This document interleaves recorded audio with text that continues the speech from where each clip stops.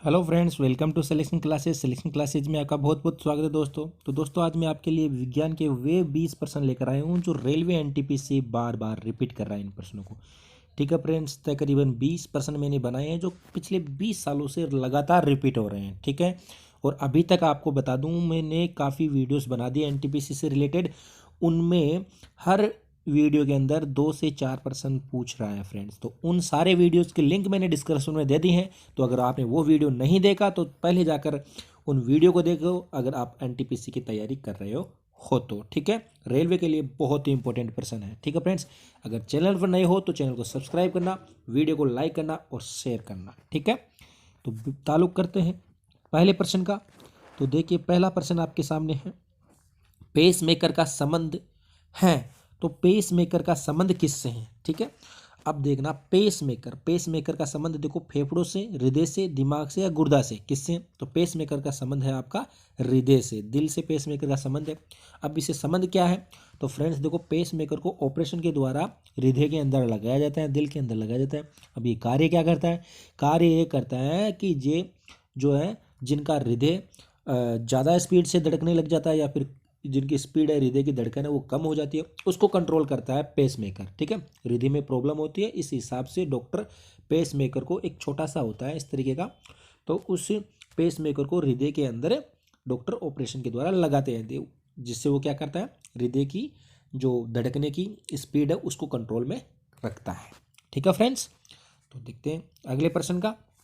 अगले प्रश्न है, रंगीन टीवी में प्रयुक्त होने वाला रंग।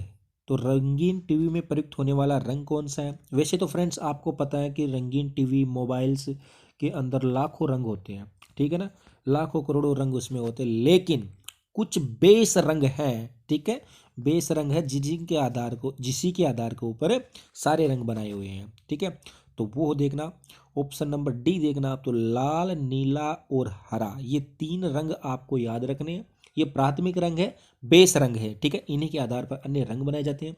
ठीक है, एक दूसरे की जो है क्वांटिटी के आधार पर इनको मिलाया जाता है और दूसरा रंग बनाया जाता है। ठीक है, तो ये बेस रंग है जिनके आधार पर रंगीन टीवी, मोबाइल स्क्रीन, जो लैपटॉप है, कंप्यूटर है, उनकी स्क्रीन बनाई जाती हैं। तो लाल, नीला और हरा। ठीक है, तो इस तरीके को आप किसी भी तरीके से अपने हिसाब से इसको याद रख सकते हैं, ट्रिक के हिसाब से याद रख लेना, चाहे किसी के आधार पर याद रख लेना। लाल, नीला और हरा बेस रंग है, प्राथमिक रंग है, जिसे रंगीन टीवी आदि बनाए जाते हैं। क्लियर है? अगला प्रश्न देखना। अगला प्रश्न है, क्षारक लाल लिटमस पत्थर को किस रंग में बदलता है? तो देखो, क्षार की बात हो रही है, लेकिन मैं यहाँ पर आपको एक ट्रिक बताऊंगा जिससे आपको क्षार और अम्ल दोनों याद हो जाए।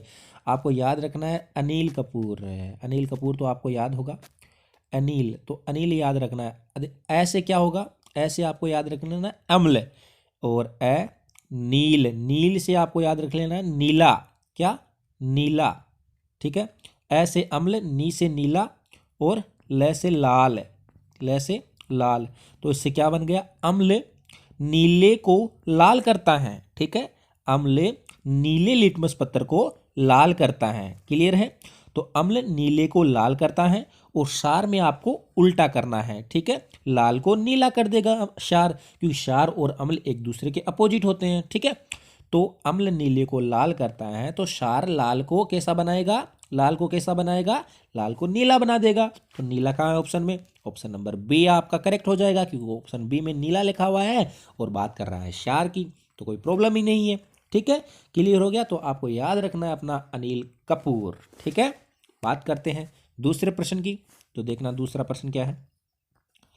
अगला प्रश्न है, दांत मुख्य रूप से बने होते हैं। तो हमारे जो दांत हैं, ठीक है, दांत तो जानते हो आप, तो दांत किसके बने होते हैं ये पूछ रहा है। तो देखना ऑप्शन, एनामिल्स में, डेंटाइल के, या मजा के, मंजा है ये, मजा मंजा नहीं है, मज्जा है, मज्जा के, या ओटोंडोब्लास्टस। ठीक है, तो किसके बने होते हैं? तो आपको याद रखना है डेंटाइल। ठीक है, जिसको डेंटित होता है तो उसी के हिसाब से आपको याद रखना है डेंटाइल। ठीक है, तो डेंटाइल के बने होते हैं। डेंटाइल एक पदार्थ होता है तो काफ़ी कठोर और मजबूत होता है, उसी के दांत बने होते हैं। और दांतों के ऊपर एक और जो है पदार्थ होता है, या आप उसको कुछ भी कहो, एक परत होती है दांतों के ऊपर जो काफ़ी मजबूत होती है फ्रेंड्स, है ना। वो किसकी बनी होती है? वो होती है इनेमल की। किसकी? इनेमल की बनी होती है। करेक्ट है, इनेमल आपको याद रखना। जो दांत का बाहरी आवरण होता है वो इनेमल का बना होता है, ठीक है। और जब पूरे दांत के बारे में पूछे कि साहब दांत किसका बना होता है, तो आपको बताना है डेंटाइल। करेक्ट है, याद है, ठीक है। ताल्लुक करते हैं अगले प्रश्न का। अगला प्रश्न है बहुत ही शानदार। सूर्य में होता है, यानी कि सूर्य में क्या होता है भैया। अपन को दैनिक जो जीवन है, दैनिक विज्ञान, इससे जुड़े हुए प्रश्न आजकल ज़्यादा रिपीट हो रहे हैं बार बार। तो अपन को ऐसे क्वेश्चन जो है याद करने हैं, समझने हैं, जो हमारे दैनिक जीवन में भी काम आए और हमें पता भी होना चाहिए, और एग्जाम में अगर आ जाए तो अपन को इससे अच्छा और क्या चाहिए। तो सूर्य में होता है, तो सूर्य में देखो क्या होता है, नाइट्रोजन, हाइड्रोजन व हीलियम, ऑक्सीजन, फास्फोरस। तो एक ऑप्शन आपको चुनना है। तो सूर्य के अंदर होता है हाइड्रोजन व हीलियम, ठीक है। तो ऑप्शन नंबर बी आपका करेक्ट हो जाएगा, हाइड्रोजन व हीलियम। अब देखना हाइड्रोजन कितनी होती है। तो सूर्य के अंदर हाइड्रोजन होती है लगभग 73%, ठीक है। 73 पॉइंट कुछ कुछ कुछ परसेंट हाइड्रोजन होती है। और दूसरी होती है हीलियम। तो हीलियम कितनी होती है? हीलियम होती है लगभग 24%, 24 पॉइंट कुछ कुछ परसेंट होती है हीलियम। 73 पॉइंट होता है कितना? हाइड्रोजन। और ऑक्सीजन कितनी होती है? ऑक्सीजन होती है 0.77 लगभग। और फास्फोरस इससे भी कम होती हैं, ठीक है। तो इस हिसाब से हाइड्रोजन व हीलियम सूर्य में सबसे ज़्यादा मात्रा में होती हैं। तो अपन यही कह सकते हैं कि साहब यही होती है। ऑक्सीजन ये तो बहुत कम मात्रा में होती है अगर पूछे तो, ठीक है। तो एक ऑप्शन चुनना बी, ठीक है। अगला प्रश्न देखना। अगला प्रश्न है कपूर को किस विधि द्वारा शुद्ध किया जाता है। तो कपूर को किस विधि के द्वारा शुद्ध किया जाता है? कपूर आप जानते ही हो, ठीक है, जो डायरेक्टली ठोस अवस्था से किस में बदल जाता है? गैसीय अवस्था में बदल जाता है। वो कपूर है, तो पूछता है तो कपूर किस विधि द्वारा शुद्ध किया जाता है कपूर को? तो ऑप्शन नंबर ए आपका करेक्ट हो जाए, कहीं जाने की जरूरत नहीं है। उद्रुव पातन आपको याद रखना है, उद्रुव पातन के द्वारा कपूर को शुद्ध किया जाता है। क्लियर है? तो देखना अगला प्रश्न। अगला प्रश्न है वेग की दर को कहते हैं। तो वेग में परिवर्तन की दर को क्या कहते हैं? वेरी गुड प्रश्न है।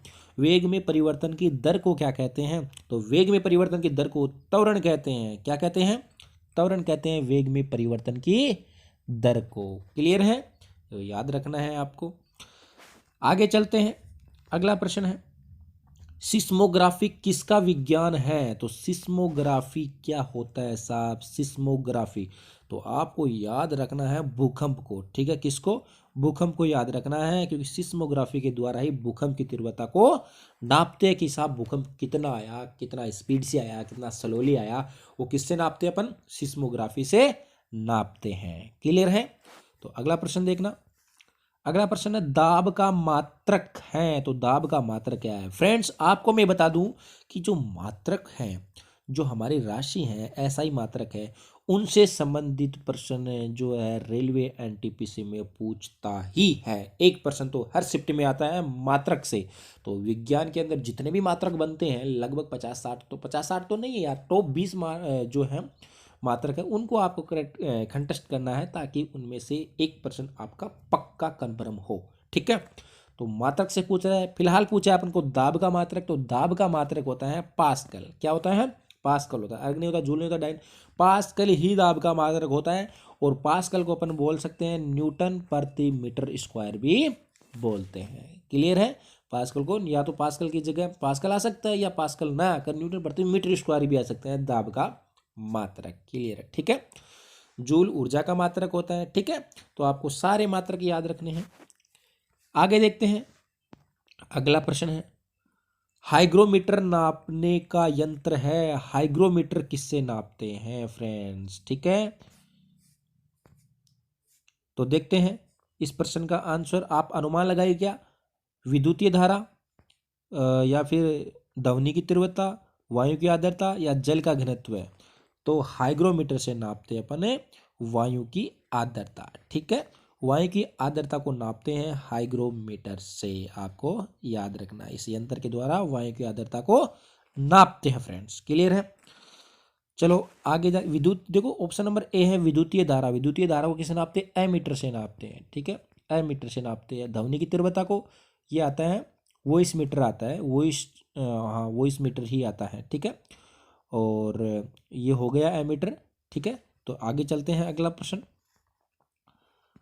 अगला प्रश्न है वायुयानों के टायरों में भरने में निम्न गैस का प्रयोग किया जाता है। तो वायुयान होते हैं, प्लेन होते हैं, उनमें कौन सी गैस भरी जाती है? तो बहुत इंपॉर्टेंट प्रश्न बन रहा है, यहाँ से जनरली पूछ लेता है ये प्रश्न। तो वायुयानों के टायरों के अंदर सबसे ज़्यादा क्या नियोन होती है, हाइड्रोजन होती है, हीलियम होती है, नाइट्रोजन होती है? तो सबसे ज़्यादा मात्रा में होती है नाइट्रोजन। ठीक है, वायुयानों के टायरों में सबसे ज़्यादा नाइट्रोजन गैस होती है। ऑप्शन नंबर डी आपका करेक्ट हो जाएगा। चलिए बात करते हैं अगले प्रश्न की। अगला प्रश्न है सूर्य की तीव्र किरणों द्वारा झुलसने से वायुमंडल की कौन सी गैस हमारी रक्षा करती हैं? तो देखो, अगर अपन सूर्य के पास चला जाए, अपन क्या करते हैं, जैसे मान लीजिए सूर्य के पास जाते हैं कि यार आज सूर्य के पास जाकर देखते हैं इसमें क्या है, ऐसा क्या चमकता है, क्या होता है। तो अगर अपन सूर्य के पास चले जाए तो इतना जो टेम्परेचर होता है वहाँ पर कि अपन झुलसने लग जाते हैं, अपन पहुँच ही नहीं पाते वहाँ पर, जलकर राख हो जाएंगे रास्ते के अंदर ही। तो ये पूछ रहे हैं कि कौन सी सूर्य की तीव्र किरणों के द्वारा झुलसने से वायुमंडल की कौन सी गैस हमारी रक्षा करती है, जिससे अपना जो टेम्परेचर वो कम लगे है अपन को। ठीक है, तो वो गैस कौन सी है? क्या आर्गन है, ऑक्सीजन है, नाइट्रोजन है, या ओजोन है? तो ऑप्शन नंबर बी आपका करेक्ट हो जाएगा, जिससे अपन प्राणवायु भी कहते हैं। तो वही ऑक्सीजन हमारी जो है सूर्य की तेज दर्रार विकिरणों से रक्षा करते हैं। ठीक है, कौन सी गैस? Oxygen gas. चलो बात करते हैं अगले प्रश्न की। अगला प्रश्न है निम्न में से कौन सबसे बड़ा कोशिकांग है? तो निम्न में से सबसे बड़ा कोशिकांग कौन सा है? क्या गोल्जिका है, या माइटोकॉन्ड्रिया है, या प्लास्टिड है, या गुणसूत्र है? तो अनुमान लगाइएगा मेरे बताने से पहले फ्रेंड्स। ठीक है, तो सही आंसर हो जाएगा गोल्जिका। ठीक है, पहला ऑप्शन आपका सही हो जाएगा, गोल्जिका ही सबसे बड़ा कोशिका अंग है इनमें से। ठीक है, चलो बात करते हैं अगले प्रश्न की। अगला प्रश्न है यूरिया में नाइट्रोजन की प्रतिशत मात्रा होती है। तो यूरिया के अंदर नाइट्रोजन कितना प्रतिशत होता है? तो अच्छा प्रश्न है, क्या 26% होता है, या 36%, या 46%, या 60%? तो अनुमान लगाइए जल्दी से। तो यूरिया के अंदर नाइट्रोजन की मात्रा होती है 46, यानी कि 46%। ऑप्शन नंबर सी आपका करेक्ट हो जाएगा। चलो बात करते हैं अगले प्रश्न की। अगला प्रश्न है विद्युतीय बल्ब का फिलामेंट निम्न धातु का बना होता है। तो वेरी वेरी वेरी इंपॉर्टेंट प्रश्न है, पूछ रहा है बार बार, इस बार भी पूछ रहा है। तो फिलामेंट निम्न में से किस धातु का बना होता है? तो बल्ब होता है, बल्ब के अंदर एक जो वायर होता है जो जलता रहता है, जिससे अपन को रोशनी होती है। ठीक है, ऐसे ऐसे ऐसे करके बना होता है। तो वो किस धातु का बना होता है ये पूछा है। तो वो बना होता है टंगस्टन का। जी हाँ, टंगस्टन का बना होता है। टंगस्टन बहुत ही, इसका जो गलनांक है वो बहुत उच्च होता है। ठीक है, इसी तो ये टेम्परेचर पे है जो बिजली के टेम्परेचर पे पिघलता नहीं है ये। ठीक है ना, इसका गलनांक काफ़ी ऊंचा होता है। तो वो किस धातु का बना होता है? टंगस्टन का बना होता है फिलामेंट। ठीक है, फिलामेंट वो वायर होता नहीं है, क्या तंतु सा होता है, वही की बात कर रहा है। ठीक है, तो बात करते हैं अगले प्रश्न की। अगला प्रश्न आपके सामने है पेंसिल में प्रयुक्त काला शीशा है। तो पेंसिल के अंदर जो लिखते हैं अपन, वो जो काला काला होता है वो किसका बना होता है ये पूछ रहा है ना। तो वो किस धातु का बना होता है? कैल्शियम के अंदर काला शीशा होता है, तो वो बना होता है आपका ग्रेफाइट का। ठीक, किसका बना होता है? ग्रेफाइट का बना होता है। क्लियर है, पेंसिल के अंदर क्या होता है? ग्रेफाइट आता है, जो काला होता है नुकीला, जिसे अपन लिखते हैं, वो किसका बना होता है? ग्रेफाइट का बना होता है। ठीक है, चलो बात करते हैं अगले प्रश्न की। अगला प्रश्न है तारे टिमटिमाते हैं। तो तारे क्यों टिमटिमाते हैं? काफ़ी अच्छा प्रश्न है यार, पूछता है, दिमाग में भी आता है कि तारे क्यों टिमटिमाते हैं। तो आपका ऑप्शन देखना, प्रकीर्णन के कारण, अपवर्तन के कारण, परावर्तन के कारण, या ध्रुवण के कारण। तो आपका सही ऑप्शन हो जाएगा अपवर्तन के कारण तारे टिमटिमाते हैं, क्योंकि जब प्रकाश की किरण एक माध्यम से दूसरे माध्यम में प्रवेश करेगी तो अपने वो पथ से क्या हो जाती है, थोड़ी विचलित हो जाती है। विचलित हो जाती है तो कभी तारा यहाँ पर लगता है तो कभी यहाँ पर लगता है, तो क्या होती है, आंखों में टिमटिमाता हुआ सा प्रतीत होता है तारा। ठीक है, प्रकीर्णन। अब प्रकीर्णन की घटना क्या होती है? प्रकीर्णन की घटना देखो, सूर्य सुबह और शाम के समय अपन को लाल दिखाई देता है। वो क्यों कारण, किस कारण के दिखाई देता है? वो परकिरण के ही कारण अपन को दिखाई देता है। ठीक है, और आकाश का नीला रंग भी अपन को परकिरण के कारण ही दिखाई देता है। क्लियर है। परावर्तन की घटना आप जानते ही हैं, जब किसी शीशे पर कोई किरण आएगी वो वापस उसी दिशा में वापस लौट जाएगी। ठीक है, ये कौन सी घटना है? परावर्तन की घटना है। क्लियर है। अगला प्रश्न देखना। अगला प्रश्न है, फलों को पकाने में कौन सी गैस काम में ली जाती है? तो देखो, फलों को पकाने में कौन सी गैस काम में ली जाती है? तो क्या मेथेन है, एथेन है, ब्यूटेन है या एसिटिलीन है? तो साहब आपका सही आंसर हो जाएगा एसिटिलीन गैस काम में ली जाती है। अब एसिटिलीन गैस कैसे काम में ली जाती है? क्या गैस उसमें छोड़ दे? नहीं साहब, कैल्शियम कार्बाइड उसके अंदर डालते हैं। क्या? कैल्शियम कार्बाइड उसमें डालते हैं, फिर वो क्या होता है, वायु की नमी के अंदर क्रिया कर लेता है। कैल्शियम कार्बाइड वायु की नमी के अंदर क्रिया कर लेता है और कौन सी गैस छोड़ता है? वो छोड़ता है एसिटिलीन गैस छोड़ता है, जिससे अपन के फल क्या होते हैं? पक जाते हैं। क्लियर है। तो एसिटिलीन आपका सही आंसर हो जाएगा। ताल्लुक करते हैं अगले प्रश्न का। अगला प्रश्न है शानदार है, पारसेक इकाई है। तो पारसेक किसकी इकाई है? क्या समय की है, दूरी की है, प्रकाश की चमक की है या विद्युतीय चुंबकीय बल की है? तो पारसेक साहब दूरी की इकाई है। किसकी इकाई है? दूरी की इकाई है पारसेक। एक पारसेक बराबर कितना होता है? तो देखना, एक पारसेक बराबर होता है 3.085 गुणा 10⁻16 मीटर। ठीक है, 3.085 गुणा 10⁻16 मीटर। ठीक है, क्लियर है। एक पारसेक बराबर, तो वो दूरी की इकाई होती है, जो भूगोलीय जो पिंड होते हैं उनकी दूरी आपस में नापने की ये दूरी होती है पारसेक। ठीक है, अगला प्रश्न देखना और अंतिम प्रश्न है, बहुत ही शानदार प्रश्न है, सबसे हल्का तत्व कौन सा है? ठीक है, तो देखना, Li लिथियम या Na या He या हीलियम। H होता है हाइड्रोजन। ठीक है, तो कौन सा गैस सबसे हल्का तत्व है? तो वो है लिथियम, Li। ठीक है, लिथियम सबसे हल्का तत्व है। ठीक है, तो आपको आई होप ये वीडियो पसंद आया होगा। प्रश्न भी काफ़ी अच्छे थे। अगर पसंद आया है वीडियो तो साहब चैनल को सब्सक्राइब करना, वीडियो को लाइक करना। ठीक है, और आज के लिए बस इतना ही। ऐसे ही अपना प्यार बनाए रखना। ठीक है friends, bye bye, take care, have a nice day.